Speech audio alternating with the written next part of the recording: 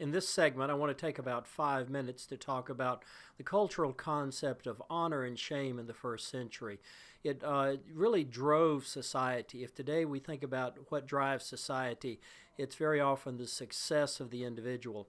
But in the first century, they were much more group or family or kinship oriented and very much more oriented around honor and shame. So honor was all important. People were willing to die rather than sacrifice their honor, and very much literally willing to die. So honor was very, very important, and a reputation was very, very important. Now, the first thing you need to understand about this is that stereotypes were very, very popular and common in the first century.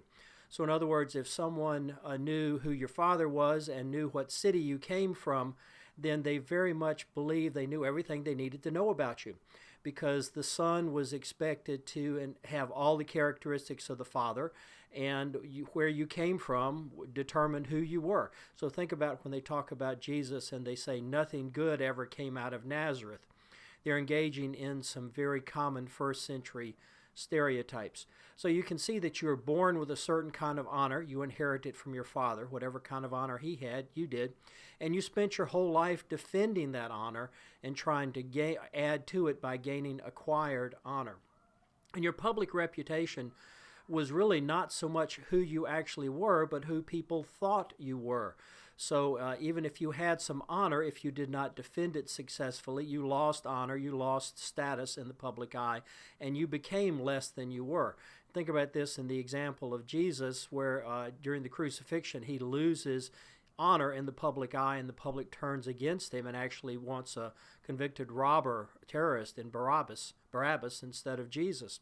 Also think about how Paul can lose status in the church when people from Jerusalem come and say, well, Paul's not a real apostle, he doesn't dress well, he doesn't talk well, he's really not the kind of guy you want introducing you.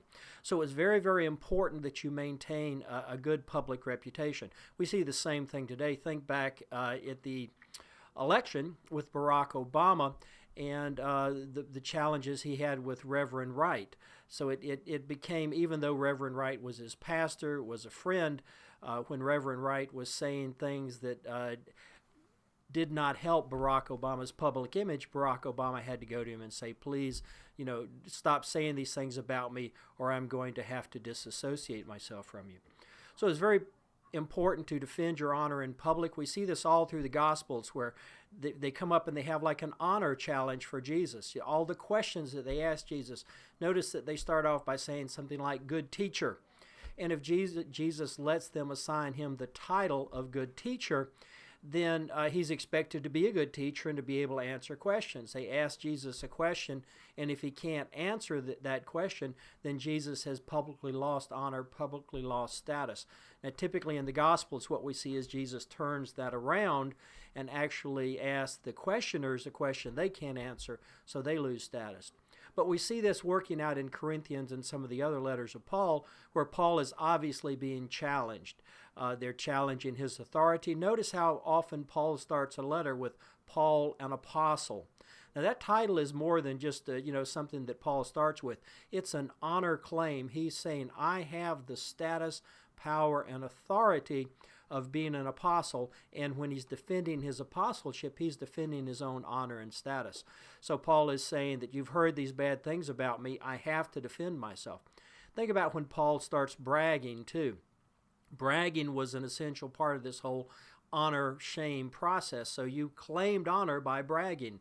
And the general thought was that if you didn't brag, you didn't have anything to brag about. So if you bragged and you made those brags stick, people assumed that that was true.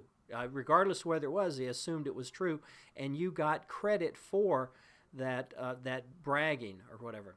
So when you see Paul defending himself, he's not just defending himself because it's important to the church. He's defending himself because if he does not have that public reputation of honor, if he doesn't show people the appropriate way to brag, for instance, in 2 Corinthians or some of the other places he's being challenged, then Paul's reputation will go down. He will, in essence, be publicly shamed. I think this plays out too when he preaches in Corinth. You think back to 2 Corinthians 2 through 5 or so, when he talks about, I came to town claiming nothing. Very, very countercultural But the point is that Paul's honor status is not based on his own efforts, but Paul's honor status is based on the king he serves, which is Jesus. And Jesus' honor status is above any kind of earthly status. And that's what Paul is saying. That's why Paul says he is an apostle. He is an ambassador of this one. So when you hear apostle in the New Testament, think ambassador. This is someone with the authority of the one who sent him. Now, the final thing I want to add to this mix is the view of men and women in the first century. Now, this is not my view. This is the first century view. But in the first century, only men could have honor.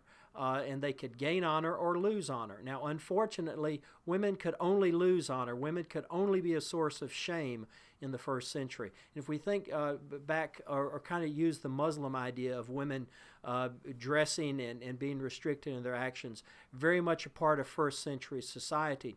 So some people say that Paul has perhaps a problem with women, or he wants to put them in a subservient state. But if you look at what Paul does in the context of the time, allowing women to attend church with men, allowing women to have the same status in a marriage with men, we see that Paul is very, very much countercultural, and that he really does support women far above and beyond what was normally considered acceptable in the context of the time.